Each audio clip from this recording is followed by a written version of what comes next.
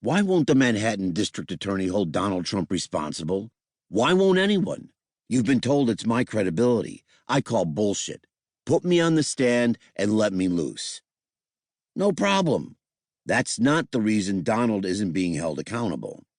I propose that it's because placing me on the witness stand will reignite a firestorm of media attention that will ultimately focus on the improper and illegal actions of members of the FBI, the Southern District of New York U.S. Attorney's Office, the former president, the Department of Justice, former Attorney General William Barr, and all of those who lied, manipulated, and cheated to get their win while deflecting from their own culpability.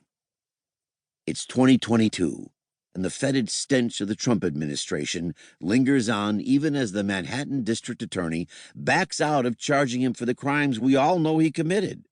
If we don't get it together and fix the problems of justice in this country, then we could be looking at the end of democracy. We should all be worried about our government, because if you're not, then what happened to me could happen to you.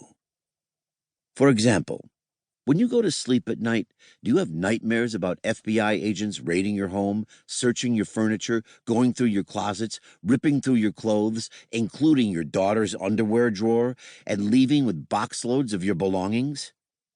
Do you have nightmares about knocks at your door, 24 federal agents with guns standing in the hallway, holding a warrant, and demanding entry into your home for crimes you were falsely accused of committing?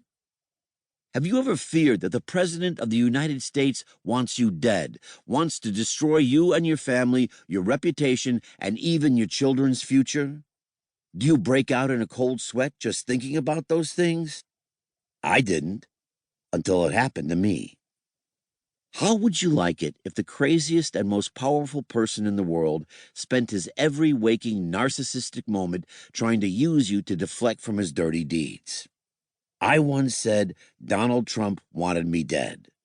I now know he did everything he could to make that happen. As you will see in these coming pages, that is not hyperbole. That thought came to me as I sat sweltering in a hot box in upstate New York, isolated and nearly forgotten.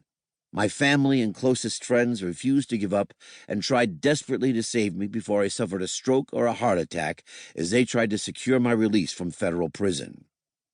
I thought about it as I watched government agents in the Bureau of Prisons and the Department of Justice lie about me and force me back into prison once I was released. Say hello to Bill Barr, I told the government agents as they rearrested me and forced me into handcuffs and shackles prior to shipping me back to the upstate prison from which I'd just been released. It should come as no surprise that reporters at the White House apparently knew I was going back before this all went down.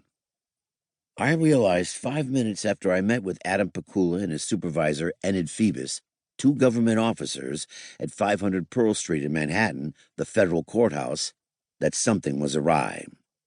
I was supposedly getting fitted for an ankle monitor so I could begin my in-home incarceration. Instead, I was to be sent back. The moment they handed me and my lawyer a 2-page document which blatantly violated my First Amendment rights and demanded that I cease writing and publishing my first book, Disloyal, I recognized the fingerprints of the president's newest chief fixer, Bill Barr, because I had once been that guy.